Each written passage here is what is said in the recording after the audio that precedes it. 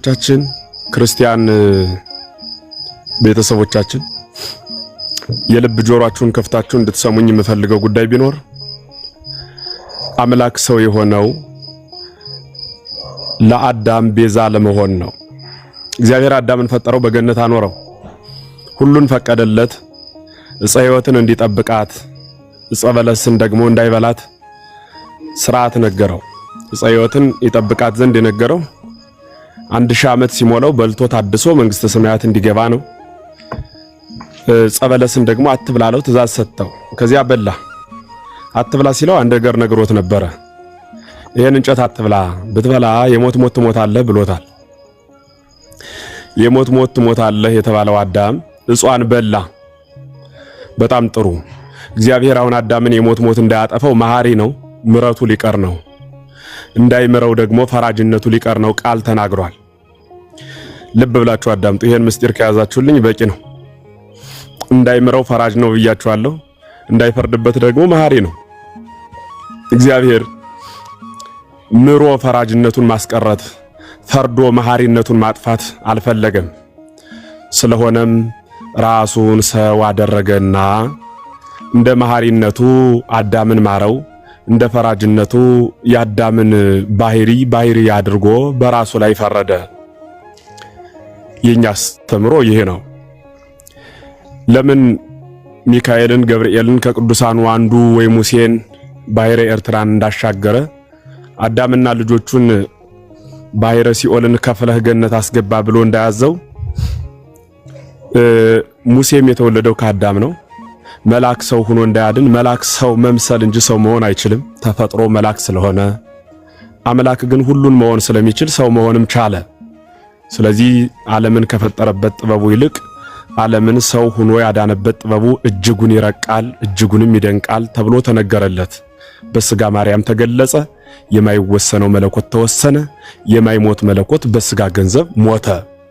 ይህ ማለት ቅዱስ ቄርሎስ እንደነገረን አንድ ብረት እሳት ውስጥ ቢያስገቡት ይግላል፣ የእሳት መልክም ያመጣል።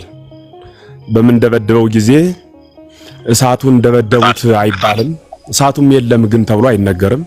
እሳቱ በብረቱ ውስጥ በተዋህዶ ይገለጻል። እንደዚሁ ሁሉ መለኮት በስጋ ተዋህዶ በተዋህዶ ተስጋ ተገለጸ ማለት ነው።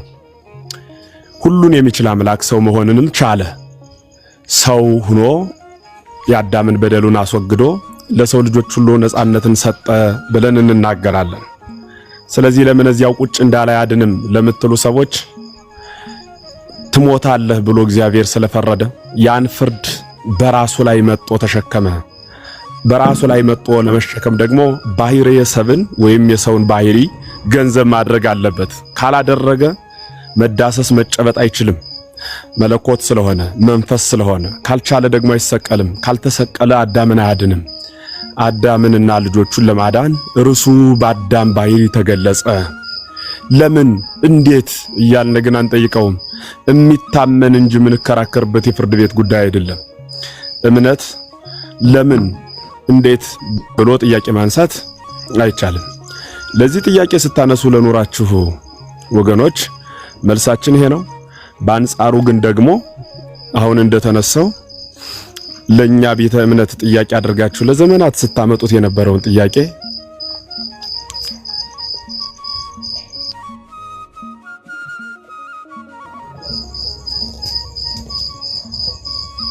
ተመልሻለሁ። ግሩ ስታመጡት የነበረው ጥያቄ አሁን ደግሞ እናንተ ቤት ላይ ጥያቄ ሆኖ መጥቷል። በአካል የኛ አምላክ አካል አለው። አካሉ ግን ውሱና አካል አይደለም።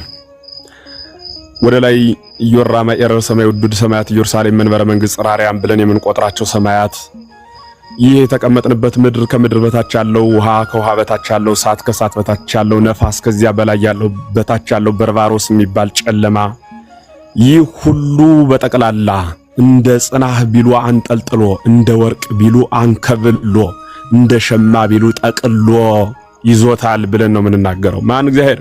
በምኑ? በእጁ። ስለዚህ እግዚአብሔር በዚህ ዓለም ውስጥ የሚኖረው በምላተ አካል ነው። የማይወሰነው በፈቃዱ ተወሰነ።